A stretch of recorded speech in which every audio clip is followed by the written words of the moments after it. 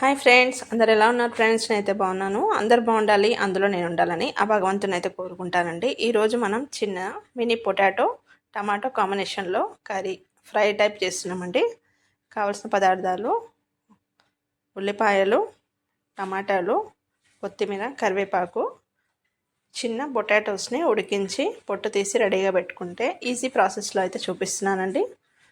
వెడల్పాటి గిన్నెలో ఆయిల్ వేసి ఉల్లిపాయలు, జీలకర్ర ఆవాలు వేసుకొని ఉల్లిపాయలు వేసుకోవాలి. కొంచెం ఫ్రై అవుతున్నప్పుడే మనం ఇందులో అల్లం వెల్లిపాయ పేస్ట్, పసుపు వేసి ఫ్రై చేసుకోవాలండి. ఇది సైడ్ డిష్ లాగా తినొచ్చు, రోటీకైనా రైస్కైనా చాలా బాగుంటుందండి. చిన్న పొటాటోస్ని ఒక 50-60% ఉడికిస్తే ఇంకా రిమైనింగ్ ఫ్రైలో ఉడికిపోతాయండి.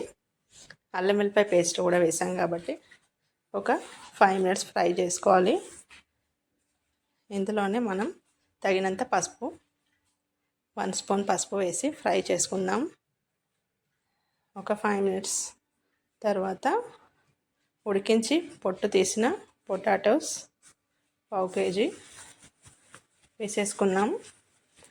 ఆయిల్లోనే ఒక 10 minutes అయితే ఫ్రై చేయాలండి. ఇందులో కొద్దిగా సాల్ట్ యాడ్ చేసుకోవాలి.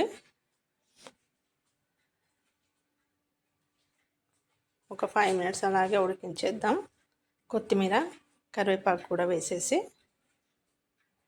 ఇప్పుడు కారం మరియు సాల్ట్ అనేది యాడ్ చేద్దామండి.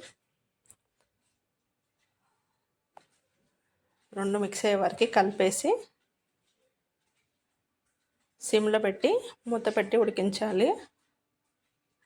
టేస్ట్ అయితే చాలా బాగుంటుందండి. ఒకసారి ఈ విధంగా ట్రై చేయండి. ఇప్పుడు ఒకే రకంగా కాకుండా ఇలా కూడా చేసి పెడితే పిల్లలు ఇష్టంగా తింటారండి.